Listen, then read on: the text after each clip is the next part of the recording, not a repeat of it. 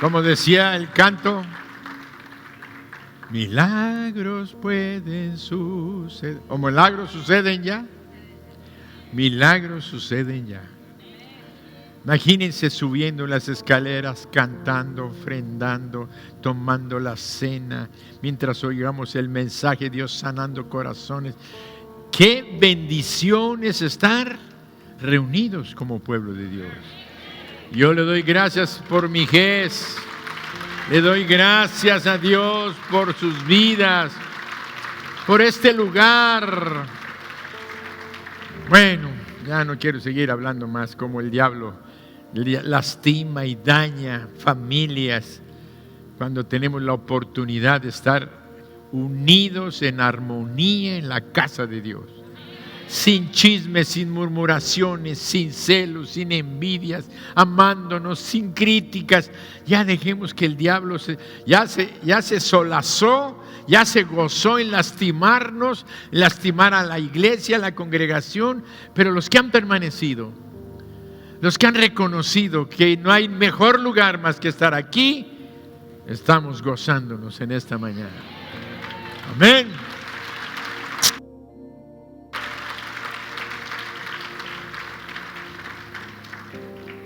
Hace 8 días tuvimos un mensaje que se tituló Dios está acelerando los tiempos. Qué bendición fue eso, saber que Él está apresurando sus bendiciones. Pero ahora el mensaje se titula ¿Cómo ser parte de la aceleración de los tiempos de Dios? ¿Cómo ser parte de esa aceleración, de esos eventos de aceleración? Hoy estamos recordando uno de los días más importantes en la historia del cristianismo, que fue la entrada de Jesucristo a la ciudad de Jerusalén, conocida como la entrada triunfal. Y no obstante del título, cómo ser parte de la aceleración de los tiempos de Dios, es necesario que hagamos una pequeña reflexión sobre el día de hoy, la entrada triunfal de Jesucristo. Hoy estamos recordando uno de los días más importantes en la historia del cristianismo, y fue precisamente ese evento de la entrada de Jesucristo a la ciudad de Jerusalén, conocida como la entrada triunfal. Era la última semana de su vida, es lo que llamamos Semana Santa o Domingo de Palmas el día de hoy, porque la gente estaba recibiendo a Jesucristo con palmas, tendiendo sus ropas por el camino donde Él pasaba. Las miles de personas que habían venido a celebrar la Pascua o la gran fiesta judía del Pesaj o de la Pascua, donde recordaban la liberación de Egipto, y ellos cada año habían estado celebrando hasta ese tiempo. En los tiempos de Jesús seguían celebrando la fiesta de la Pascua y se reunían de los judíos de todas las naciones, iban a Jerusalén durante esa semana. Así es que había miles, por no decir algunos millones de gentes que estaban acercándose a Jerusalén y que estaban en Jerusalén en esos días. Ahora ellos estaban bajo la bota romana, aunque estaban celebrando la esclavitud de Egipto. Vemos que ellos esperaban al Mesías que los libertaría y que traería a la nación de Israel los tiempos de gloria que habían vivido bajo el reinado de David y con su hijo Salomón. El pueblo estaba alabando a Jesús por todas las obras poderosas que habían visto. Había miles y miles de personas junto al camino para entrar a Jerusalén. Gentes que arrojaban sus capas, sus ropas, para que Él pasara con aquel pollino. Las gentes cortaban palmas y hacían arcos con las palmas para recibir. Por eso algunos le llaman el Domingo de Palmas. Para recibir al Señor Jesucristo que iba entrando a Jerusalén. La gente comentaba, iban platicando, ¿quién es este? Los que venían del Ponto, de Galacia, de Macedonia, que habían ido a celebrar la Pascua, preguntaban, ¿quién es este? ¿No sabían ustedes? Este fue el que resucitó a un muerto. ¿Cómo? Sí, de 4 días, se llamaba Lázaro. Nosotros lo conocimos. Y un hombre, mira esto. Así es que había una atmósfera una atmósfera de expectación, de excitación por conocer a aquel hombre que había hecho ver a los ciegos, levantar paralíticos, sanar leprosos. Bueno, miles de milagros se hicieron en esos 3 años que el Señor Jesucristo estuvo en medio de nosotros. La gente sabía que Jesús tenía el poder para hacer cualquier cosa. Y más lo que ellos esperaban, que trajera el reino de Dios a la tierra.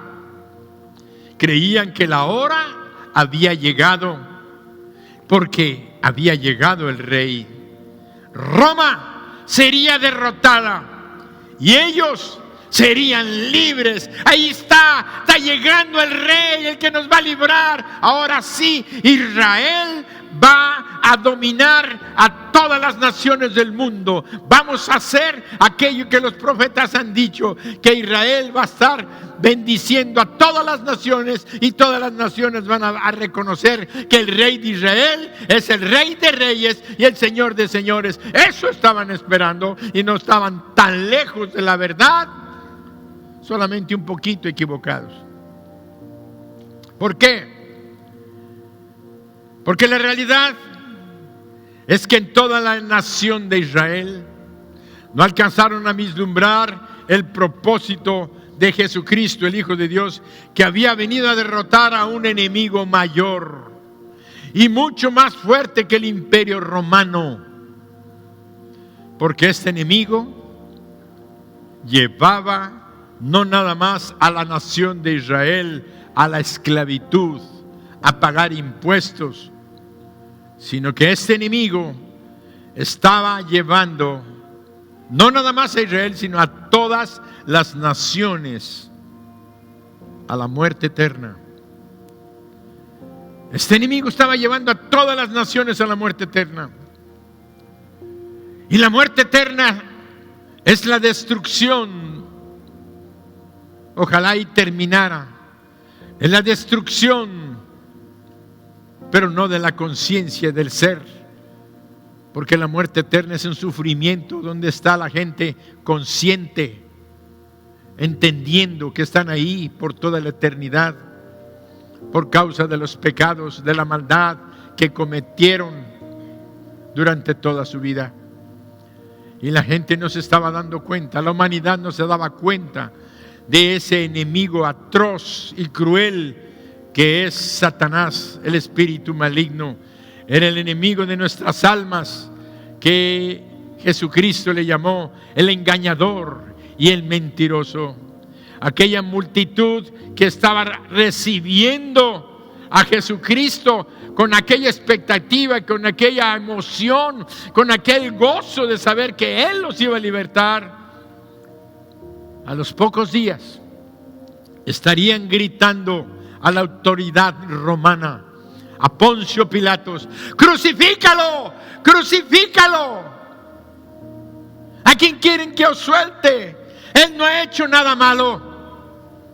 ¿Quieren que os suelte este criminal llamado Barrabás? ¿O quieren que suelte al Cristo? Suéltanos a Barrabás y crucifícalo.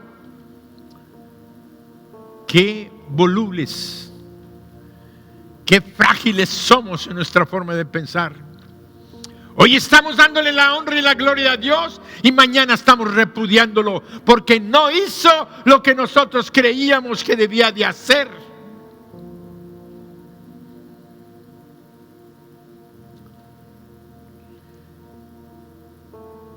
No había cumplido sus expectativas de rebelarse contra el imperio romano. Ellos esperaban que entrando a Jerusalén dijeran: nos levantamos en armas. Y no era por tanto que tuvieran confianza en sus armas, sino creían que Él tenía el poder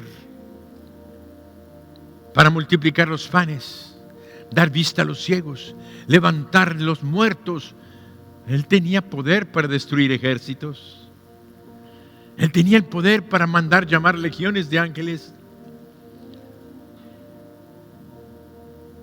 Podríamos decir que esa era la situación real que existía un día como hoy, porque hoy en fechas legales, hoy estaba entrando Jesucristo a Jerusalén. Este domingo como hoy. Hace 2000 años. Aquella multitud gritaba: crucifícale. Y podemos pensar que Jesucristo aceleró. Dijimos hace 8 días que Dios es el mismo ayer, hoy y por los siglos. Él está acelerando los tiempos. Pero vemos que Él, cuando ve una cosa, acelera. Y aceleró los acontecimientos. Aceleró para que en esa semana se llevara a cabo su juicio injusto. Se llevara a cabo su crucifixión, su muerte y su sepultura, para que en ese domingo también hubiera la resurrección conforme a las escrituras de entre los muertos. ¿Por qué digo que lo aceleró? Porque dice la Biblia que entró a Jerusalén. Algunos escritores dicen que el mismo domingo volteó la mesa de los cambistas que estaban en el templo. Otros dicen que nada más vio y observó cómo estaba tan cansado. Regresó el lunes y el lunes hizo un látigo con unas tiras y empezó a azotar a los que estaban vendiendo y diciéndoles: mi casa, casa de oración será llamada, y vosotros la habéis hecho una cueva de ladrones. Imagínense decirle al sumo sacerdote y a todos los líderes y a todos los escribas y a todos los levitas que estaban sirviendo, que eran como 40,000 personas que servían, les decían: ladrones, generación de víboras.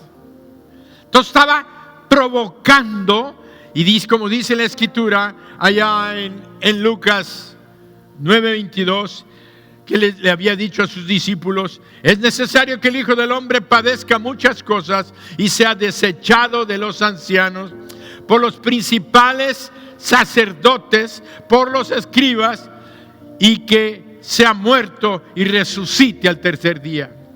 Él ya lo había profetizado, lo había dicho tiempo antes de que sucediera. Y en Lucas 19, 45 al 44, vemos: y entrando en el templo, comenzó a echar fuera a todos los que vendían y compraban en él, diciéndoles: escrito está, mi casa es casa de oración, mas vosotros la habéis hecho cueva de ladrones. Y enseñaba cada día en el templo. Pero los principales del pueblo procuraban matarle. Procuraban matarle. Por eso el apóstol Pablo escribió: porque primeramente os he enseñado lo que asimismo recibí, que Cristo murió por nuestros pecados conforme a las escrituras, y que fue sepultado y que resucitó al tercer día conforme a las escrituras. ¿Qué mencionaba hace un momento? Vimos que Jesucristo aceleró los tiempos. Él llegó esa semana y sabía que en esa semana debía de morir. Entonces, ¿se quiere decir que intencionalmente fue a provocarlos? En parte sí, porque era necesario que ellos ya tomaran una decisión. Era enfrentarlos a la realidad antes o después, o en ese momento. Si era necesario que se cumpliera la escritura, porque se cumplieron 33 profecías durante esa semana, que se habían escrito 500 años, 700 años, 400 años antes de cómo iba a morir, dónde iba a morir, cómo iba a ser crucificado. Todo lo que él, se cumplieron todas las profecías. El Señor aceleró los tiempos para que fuera conforme a lo que él está escrito, porque lo que Dios quiere, y quiero que te lo grabes esta mañana, es que tú lo conozcas a él como el Señor Dios de las Escrituras. El que hablan las Escrituras desde Génesis hasta Apocalipsis. Él es el Dios de las Escrituras. Es el Dios que debes de conocer.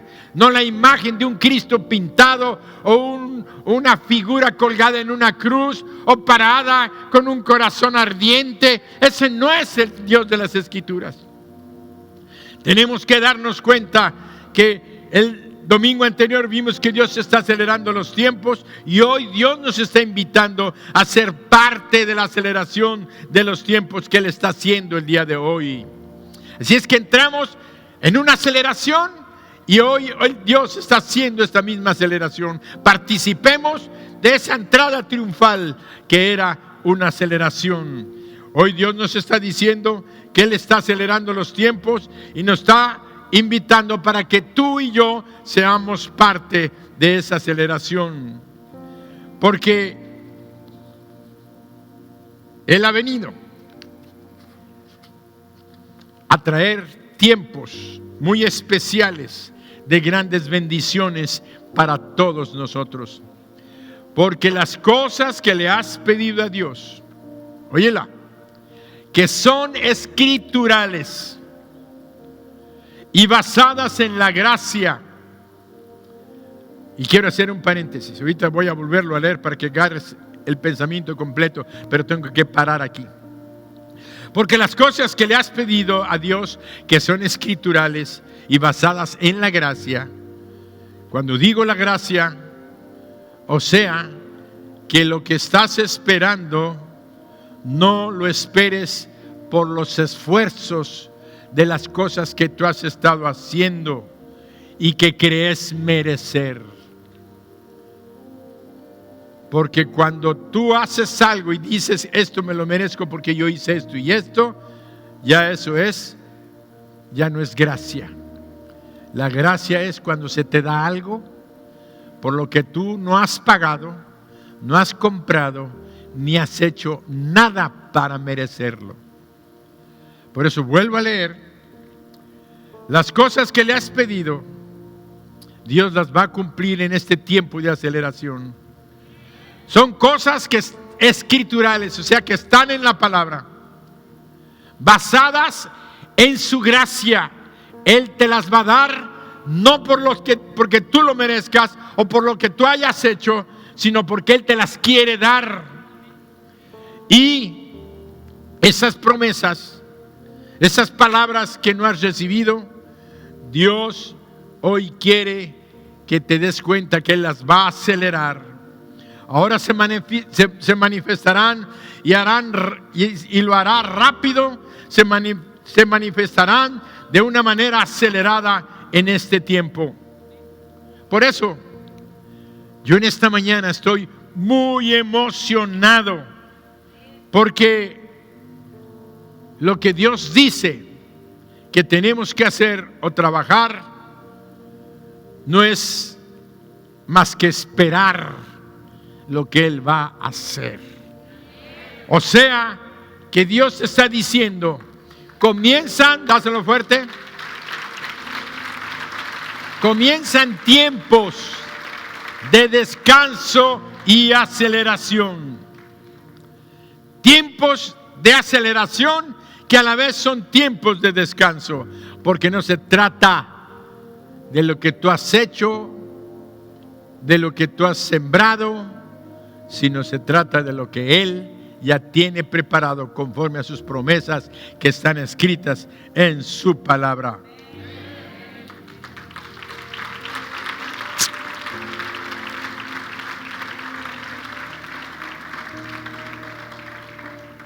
¿Cuáles son las grandes bendiciones para todos nosotros que le hemos pedido a Dios y que son escriturales? ¿Cuáles son? ¿Que las debemos de esperar por gracia? Te voy a decir algunas. No están todas, porque hay muchas. Son escriturales y son la restauración de tu hogar, la restauración de tu familia, la restauración de tu matrimonio. Que el hijo o la hija que salieron de tu casa regresen a tu casa. La sanidad de los enfermos de tu familia o la de un conocido, amigo o pariente.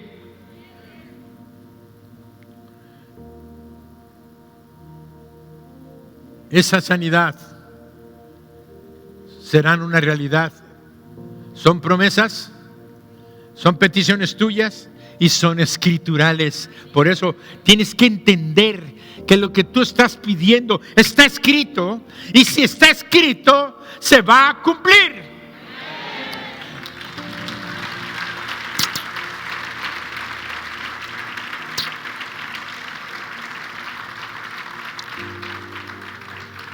Algunos han luchado y le han pedido a Dios que les quite la tristeza, la depresión,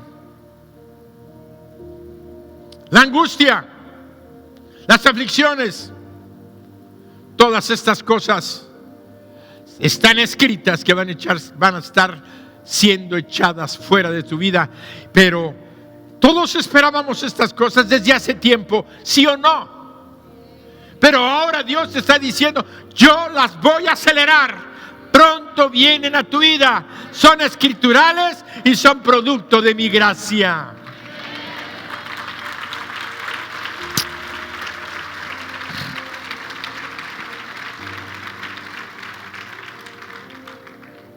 Todo esto va a ser echado fuera de tu vida y de tu hogar. Los problemas financieros que te han traído escasez, pobreza, necesidad y deudas van a ser resueltos. Las relaciones de padres e hijos, cuánta necesidad hay, serán restauradas. Los padres van a reconciliarse con los hijos y los hijos con los padres. Las madres con sus hijas y las hijas con sus madres. Va a haber un llanto, pero no de tristeza o de dolor, sino de alegría y de gozo.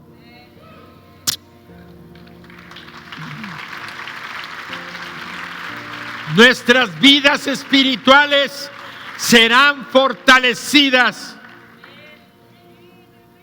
¿Qué quiero decir que nuestras vidas espirituales serán fortalecidas? Porque va a venir una victoria completa y total sobre el pecado y el dolor que el enemigo ha traído a nuestro hogar, a nuestro esposo, a nuestra esposa, a nuestros hijos. Esos pecados que los han tenido atorados, que los han tenido presos, van a ser rotas esas cadenas y va a haber una liberación completa, y vas a ver a tus hijos y a tu familia unida nuevamente aquí en este lugar, alabando y adorando a Dios.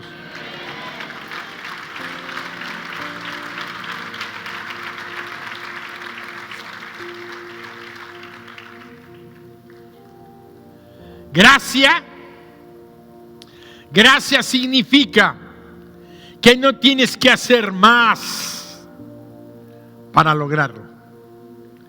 Gracia significa que no tienes que estar luchándote y esforzándote para lograrlo. Todo eso que mencioné. Pero sí puedes hacer una cosa: descansar y ver que Dios va a llevar a cabo la aceleración de todas las bendiciones que tú has venido y has estado esperando. Es la grande diferencia de participar en la aceleración que Dios está haciendo en el mundo. Por gracia, tú no tienes que hacer más cosas para que aquello se cumpla, sino sentarte, vamos a decirlo entre comillas, sentarte a descansar, viendo que todo lo que Dios te ha prometido, Él lo está acelerando y lo va a cumplir en estos tiempos.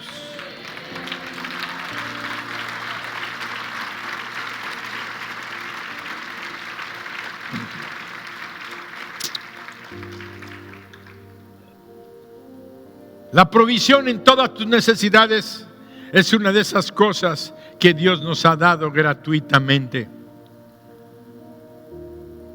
Los caminos de Dios no son caminos de estrés ni de trabajo, sino que sus caminos son caminos agradables y de paz. Está escrito en la palabra. Por eso te digo que son cosas escriturales. Proverbios 3:17. Léelo. Ve cómo está escrito. No tenemos que vivir angustiados. No tienes que vivir afligido, entristecido, desesperado. Dios quiere que entres a un descanso al ver que Él está obrando y que Él está actuando. Proverbios 3:17. Sus caminos son caminos deleitosos y todas sus veredas son paz. Mientras descansas en Él y confías en Él, verás la cosecha. ¿De qué? De su obra, no la tuya. Verás la cosecha de su obra terminada, completa, total, cabal, que Él hizo en la cruz. Él lo ganó, Él lo pagó, Él lo compró, Él lo consiguió. Ahora lo que Dios quiere es hacerlo rápidamente, que no se tarde más en tu vida. Dios conoce tu preocupación y tu angustia. Y también Dios ha visto que nosotros nos esforzamos. Es que necesito un milagro. Y empezamos a arrodillarnos, a venir al culto, a ofrendar más, a hacer todas estas cosas pensando que estamos presionando o que estamos aportando lo que Dios le agrada para que Él haga un milagro. ¿Sabes qué? Ya quieres hacerlo por obras. No te digo que no debes de ofrendar, hazlo. No te digo que no debes de orar, al contrario, vamos a ver que la oración del justo puede mucho. Ora, sigue pidiendo, sigue intercediendo, sigue, pero no lo hagas con la intención de sentir que estás haciendo eso para que Dios te conceda aquello. Él ya lo ganó en la cruz. Él ganó todas las cosas, ya pagó todas las deudas. Él ya tiene tus milagros hechos.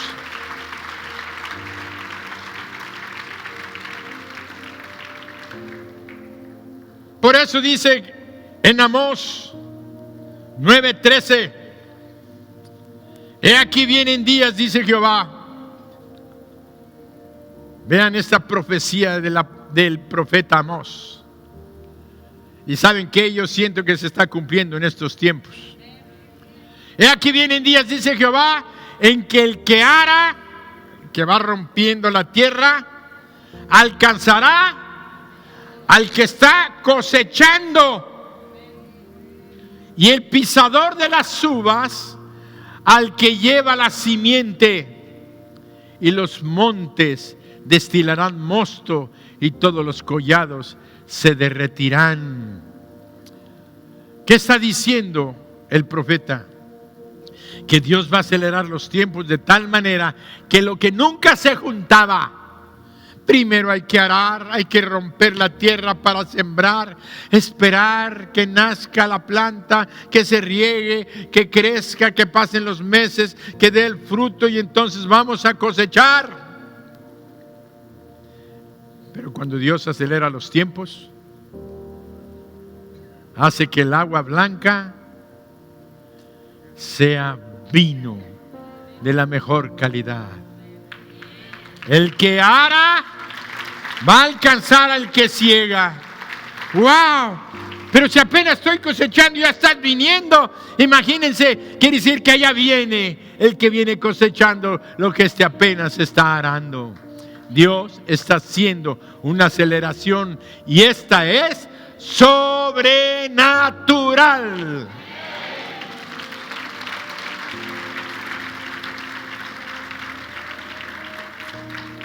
Ahora quiero decirte que los resultados de esta aceleración vienen cuando hacemos, óyelo, vienen cuando hacemos a Jesús el centro de nuestras vidas. Vienen cuando hacemos a Jesús el centro de nuestras vidas. Porque en este tiempo, Dios está restaurando el tabernáculo de David. Dios está restaurando el tabernáculo de David. Y quiero decirte que el tabernáculo de David pone un fuerte enfoque en el arca del pacto. El arca del pacto era aquel cajón que sabemos que se hizo de madera de acacia forrada por oro, que tenía aquellos ángeles cubriendo, y había como una pieza de oro, completa de oro, que era el propiciatorio, donde se ponía la sangre del sacrificio. Y aquel cajón, aquella caja, contenía las tablas de la ley, la vara que reverdeció de Aarón y el maná que descendió del cielo. Todo este arca del pacto simboliza a Jesús. Un día hablamos un poquito de eso y posteriormente vamos a estar hablando siempre. En cada predicación probablemente hablemos algo del arca del pacto, como ahorita la estoy mencionando. Antes de que se construyera el tabernáculo de David, existía el tabernáculo de Moisés. En este tiempo Dios nos está enseñando cómo ser parte de sus tiempos de aceleración. Dios nos está ayudando a ver la importancia de tener a Jesús en el centro de nuestras vidas. Y voy a hacer la reflexión del arca del pacto. ¿Por qué el tabernáculo de David? Nosotros sabemos, al leer las Escrituras, que Dios le dio a Moisés la orden de que hiciera el arca y de que construyera un tabernáculo, un templo portátil. Si ustedes leen la Biblia, cada detalle, los pilares, las telas, los tejidos, los colores, todo lo que Dios había hecho y cómo Dios había puesto el lugar santo, el lugar santísimo, el atrio, los sacrificios, todo lo que tenía que hacerse. Y aquel templo portátil y aquella arca donde representaba la presencia de Dios con el pueblo, anduvo con el pueblo de Israel todo el tiempo de su peregrinar por el desierto.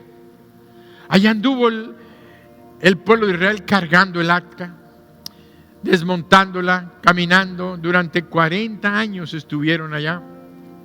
Cuando entraron y poseyeron, cruzaron el río Jordán. ¿Con qué cruzaron? ¿Cargando qué? El arca del pacto. Se abrió el río, cruzaron.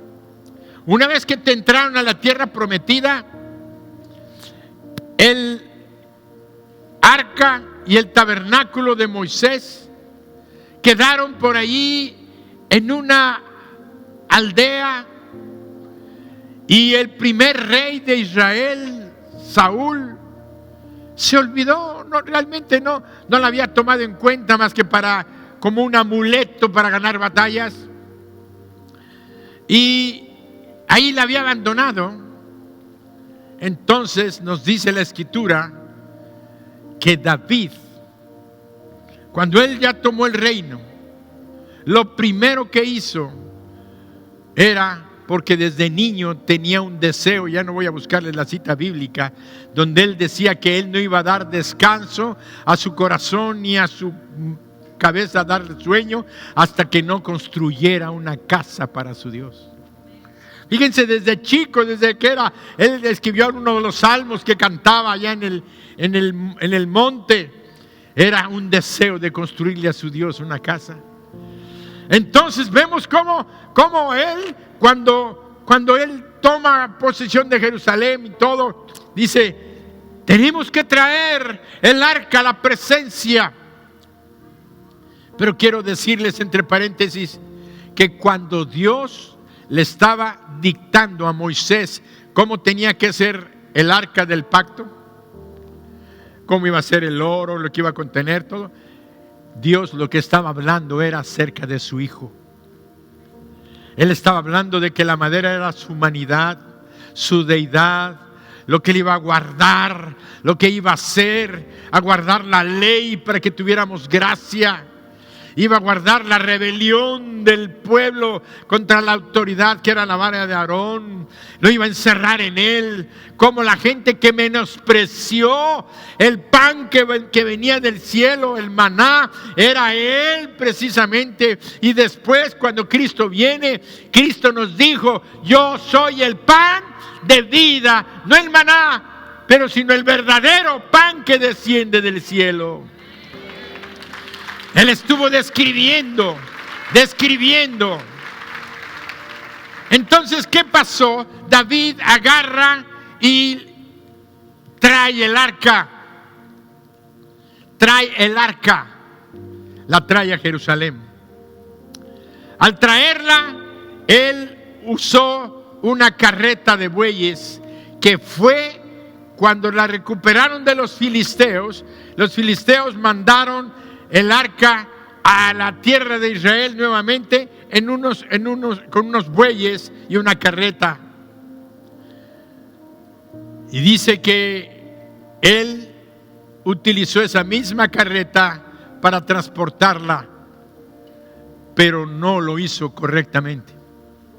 Dios había dicho que el arca solamente podía transportarse cargada por los sacerdotes. Tenía que ser cargada por los sacerdotes. Vuelvo a repetir, ¿qué simbolizaba el arca? A Jesús, a Dios. Cuando cantamos, Jehová es mi guerrero, ¡oh! ¿Quién es ese guerrero? Es Jesús el arca. Es Jesús el que representa las victorias. Entonces vemos que ahí estaba aquellos animales cargando, y Dios no había dicho que fuera sino los sacerdotes. Y dice que el arca se empezaba a caer, y entonces Usa, que iba a un lado de él, un muy amigo de David, trató de detener el arca, y al tocarla cayó muerto.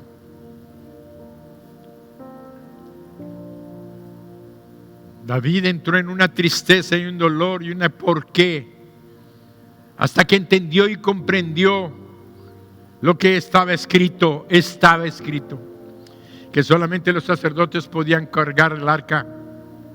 Y al cargarla, dice que él entró alabando, y empezaron los sacerdotes cargando el arca y entraron a Jerusalén. Y dice que él construyó una tienda. Ya no fue el tabernáculo de Moisés, sino que él construyó otra tienda. Y en esa tienda colocó el arca. Pero tenía una particularidad. El arca la colocó ahí, y él sabía que ese tabernáculo que le llaman de David era temporal. No se iba a quedar ahí siempre, sino que iba a ser mientras se construía el gran templo. De tal manera que cuando él lleva, lo que él quería era que el arca, la presencia de Jesús, la presencia de Dios, estuviera en Jerusalén, la ciudad de David. Y dice que cuando llegó y la puso en Jerusalén, aquel arca no tenía, aquel tabernáculo no tenía las divisiones que tenía el tabernáculo de Moisés y que después se construyó en el templo de Salomón, sino que era una simple tienda donde él puso músicos. No sé cuántos músicos nombró, pero eran cientos de músicos que estaban cantando y alabando a Dios todo el tiempo. Sin parar estaban alabando a Dios. ¿Y qué pasaba? Que la gente iba, cantaba, saltaba, alababa, glorificaban a Dios, honraban a Dios, estaban honrando a Jesucristo. ¿Y qué era lo que nos está diciendo hoy? Que Dios iba a restaurar el tabernáculo de David en este tiempo. ¿Y cuál es el tabernáculo de David? Que nosotros debemos de aprender a levantar, a exaltar, a glorificar a Jesucristo en todas las cosas de nuestra vida. Eso es lo que hoy nos está diciendo. En el tiempo de la aceleración, en el tiempo de mi ministración, dice el Señor, en el tiempo en el que yo voy a estar contando y dándote tus milagros que te hacen falta, que tú has estado esperando en este tiempo, tú lo único que tienes que hacer es descansar, estarme alabando, adorando todo el tiempo.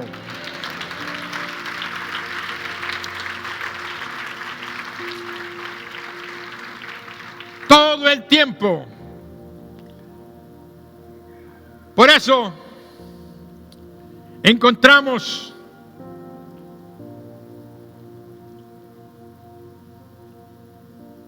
que el día que Jesucristo resucitó, el próximo domingo vamos a estar celebrando la resurrección de Jesús. Precioso. Pero el domingo que resucitó, ese día, dice la Biblia, que 2 discípulos iban de Jerusalén a Emaús. Dice la Biblia que ellos iban platicando.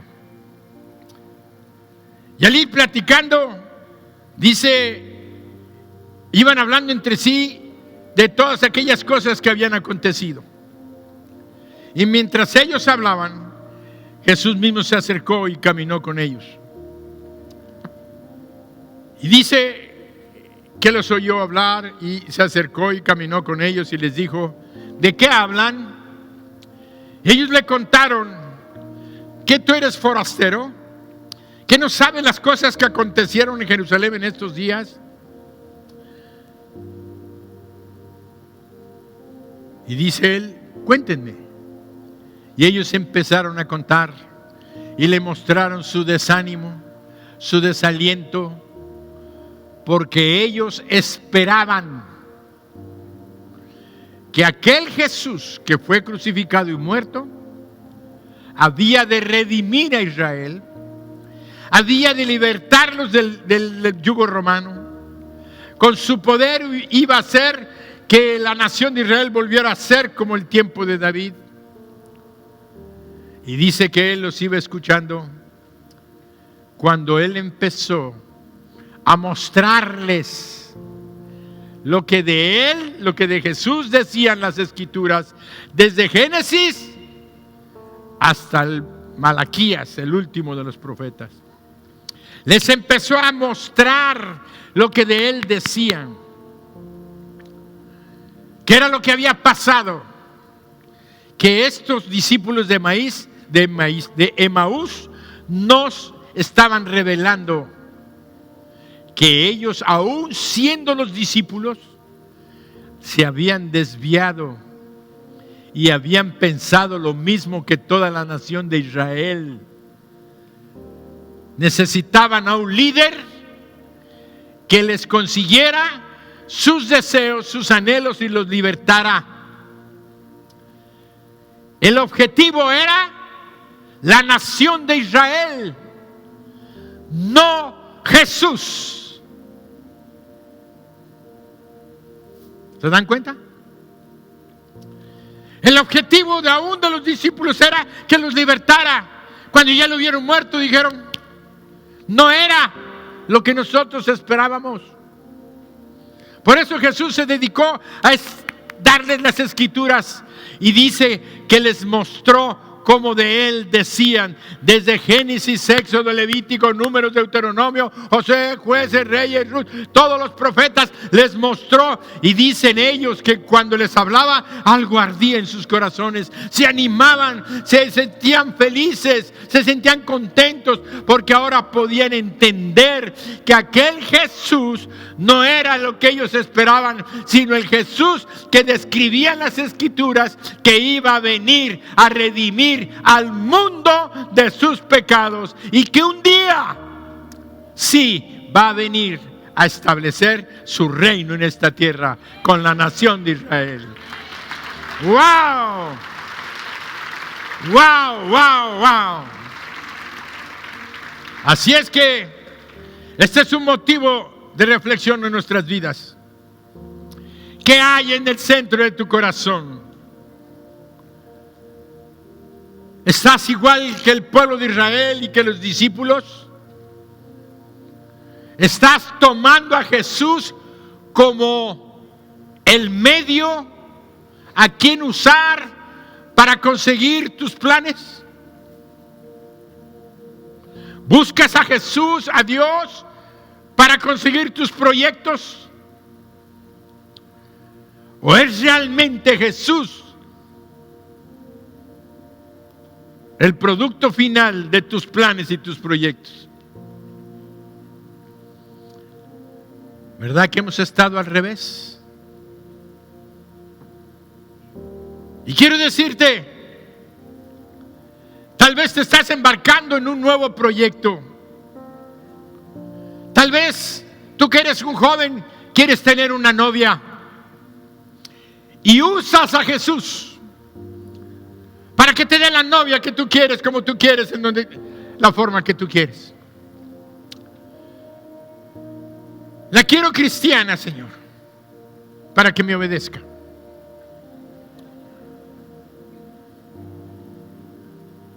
O la quiero cristiano, Señor, para que te obedezca y me trate bien. No sé cuál es tu proyecto, noviazgo.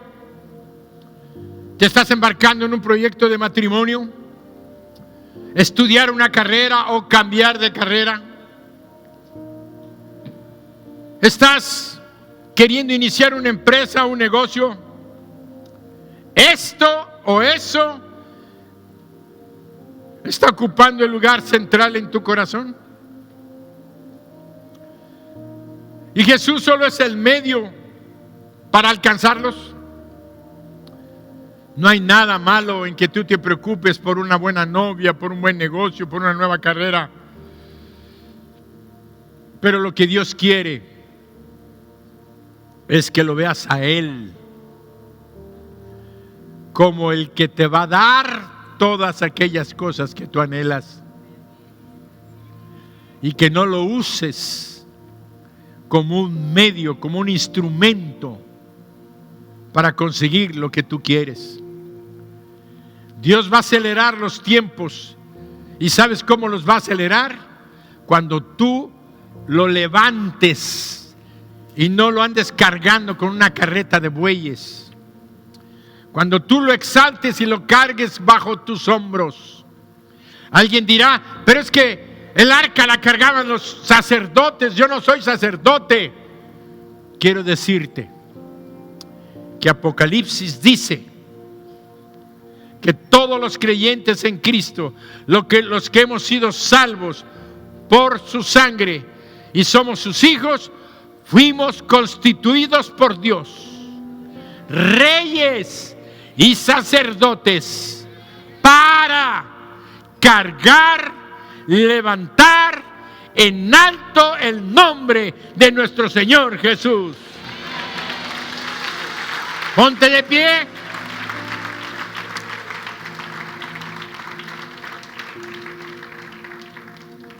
Nuestros ojos deben de estarle dando el lugar central, incluso mientras estamos trabajando. Cuando le demos el primer lugar a Él, las bendiciones van a llegar abundantes a nuestra vida. O sea, pastor, que lo que usted me está diciendo es que para que Dios acelere todas las cosas que necesito en mi vida y no se estén tardando tantos años, me está diciendo que lo que tengo que es darle el primer lugar a Dios, a Jesús en mi vida. Sí. ¿Y cómo se lo das?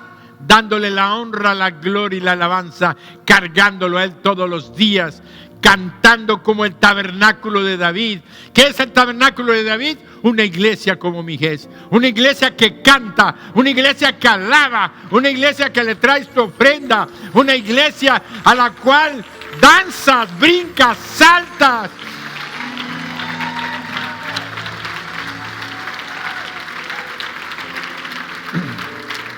Y le dices a Dios: Señor, tú eres el primero en mi vida. Tú ocupas el primer lugar. Mi restaurante, mi empresa, mi negocio, lo voy a tener para que tu nombre sea glorificado. Para que lo que yo gane sirva para mantener a mi familia conforme a tu plan, pero para que yo también ayude a los necesitados y ayude al reino. Mi carrera, mi negocio, mi empresa, todo va a ser para tu gloria. Mi matrimonio va a ser para que mi esposa y los hijos que tú me des te adoremos y te alabemos. Todo sea para Él, no Él para que tú consigas lo que tú quieres. ¿Se entendió? Esa es la aceleración. Incluye a Dios. El Señor quiere bendecirnos en todas las cosas, no solo en nuestras carreras, sino también quiere bendecirte cuando se trata de tu provisión, de tu sanidad, de tu bienestar familiar, de tus relaciones. Que esa relación, esa amistad, ese noviazgo sea para su gloria, ese negocio sea para su gloria. El que tú seas sano sea para su gloria. ¿Sabes qué repetimos con mi esposa cuando supimos que teníamos una sentencia de muerte? ¿Sabes que cáncer es casi una sentencia de muerte? Empezamos a repetir: no moriré, sino que viviré para contar las grandezas de mi Señor.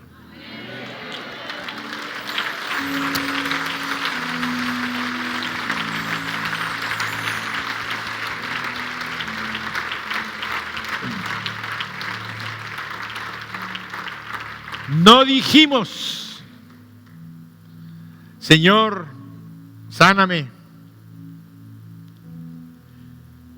Mi esposa, sáname.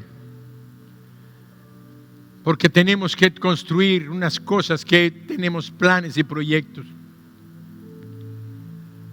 Queríamos construir unas casas y estábamos con planes ya y proyectos. No le dijimos: Señor, sánanos, porque necesitamos construir los proyectos. Dijimos: sánanos, pero no para buscar aquello, sino para que tu nombre sea glorificado y podamos seguir predicando a Jesucristo.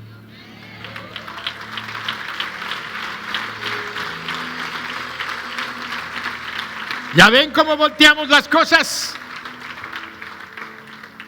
Por eso exaltar a Dios y poner el tabernáculo de David.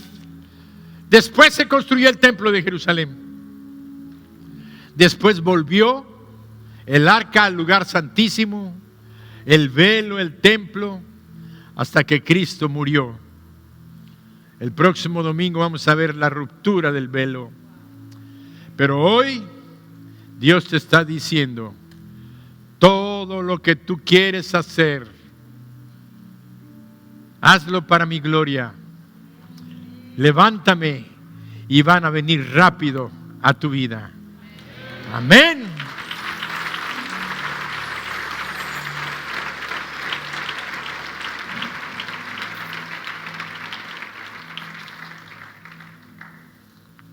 Cierra tus ojos.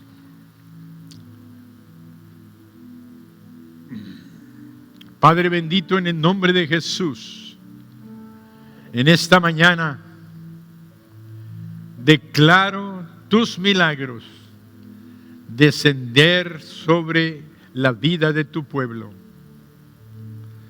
Señor, todo problema de salud, todo problema financiero, todo problema de relación en el hogar, con los padres, los hijos, entre esposos y esposas, todo problema que afecte la paz mental, depresión, tristeza, angustia, aflicción, ansiedad, quedan cancelados en tu nombre. Queremos, Señor, vivir para contar las maravillas que tú has hecho en nuestras vidas. Queremos honrarte. Queremos venir contentos alabando tu nombre, cantando, saltando, bendiciendo tu nombre. Hoy, en el nombre de Jesús, te damos gracias y recibimos los milagros que están tocando nuestras vidas en este momento. Gracias, Señor Jesús. Gracias, Señor Jesús. Gracias, sublime. Gracias, sublime. Cantamos todos fuerte.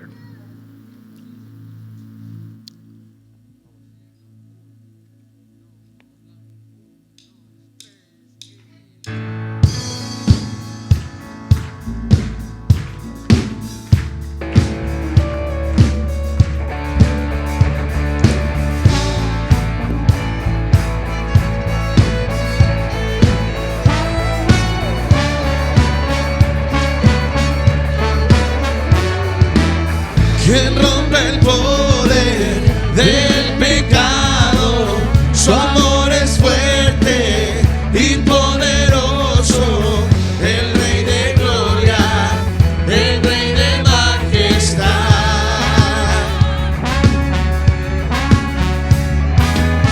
Conmueve al mundo con su estruendo y nos asombra con maravillas. El Rey de gloria, el Rey de majestad. Oh, gracias sublime es, perfecto es tu amor. Tomaste mi lugar,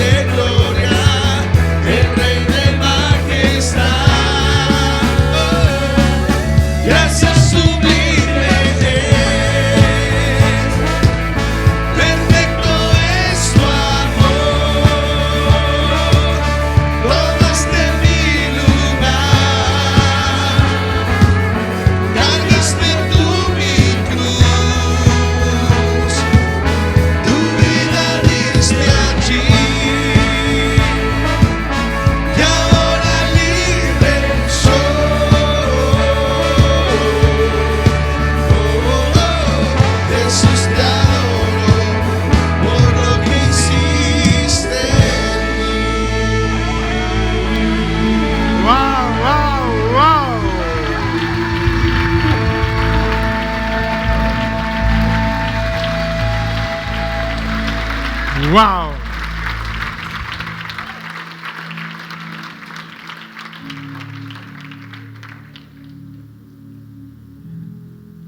Gócense. Gócense, denle la honra a Jesús. Hoy es la entrada triunfal de Jesucristo a Jerusalén,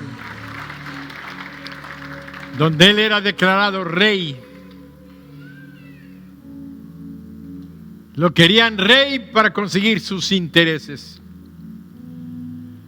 Nosotros le decimos: Señor, todo lo que queremos y anhelamos es porque queremos entronizarte y colocarte en tu lugar de rey en nuestras vidas.